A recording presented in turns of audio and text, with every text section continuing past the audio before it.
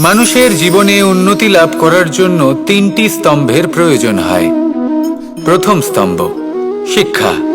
এই শিক্ষা আমাদের জ্ঞান প্রদান করে। দ্বিতীয় স্তম্ভ ব্যবসা, যার দ্বারা আমরা ধন উপার্জন করি। তৃতীয় স্তম্ভ হলো আমাদের ঈশ্বর, আমাদের ইষ্ট। এনার সাথে যদি আমরা জুড়ে থাকতে পারি তাহলে এমন একটা মানসিক বল আপনি লাভ করবেন যেটা এই সংসারে আর কোথাও পাওয়া সম্ভব নয়। কিন্তু মানুষ অনেক সময় জীবনে এই তিনটি স্তম্ভ লাভ করা সত্ত্বেও সামনে অগ্রসর হতে পারেন না। তখনও জীবনে কঠিন পরিস্থিতি আসতেই থাকে। এমনটা ঠিক কেন হয়? কারণ সে জীবনে এই তিনটি স্তম্ভ লাভ করে নেয়, জীবনে প্রয়োগও করে, কিন্তু তার ভিতের কথা সে ভুলেই যায়। যেমন প্রথম স্তম্ভ অর্থাৎ শিক্ষা। এই শিক্ষার আধার হলো শুভ চেতনা। যদি অন্তরে শুভ চেতনা না থাকে তাহলে এই শিক্ষার কোনো গুরুত্ব থাকে না। দ্বিতীয় স্তম্ভ ব্যবসা।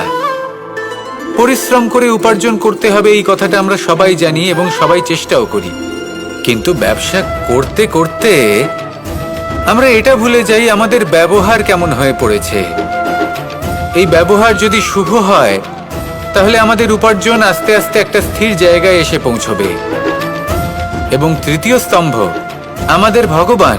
যদি ওনার শরণে আপনি যেতে চান তাহলে তার পূর্বে নিজের মা বাবাকে সেবা করুন, তাদের যত্ন করুন, তাদেরকে ভালোবাসুন, কারণ ওনারাই হলেন এই সংসারে আপনার সবথেকে বড় ইষ্ট। তাহলে তিন স্তম্ভের সাথে সাথে তাদের আধারকেও নিজের জীবনে প্রাধান্য দিন। কোনো সমস্যা আসবে না, জীবনে একের পর এক উন্নতি করবেন এবং এই মন প্রসন্ন হয়ে বলবে রাধা রাধা। চলো চলো চলো চলো।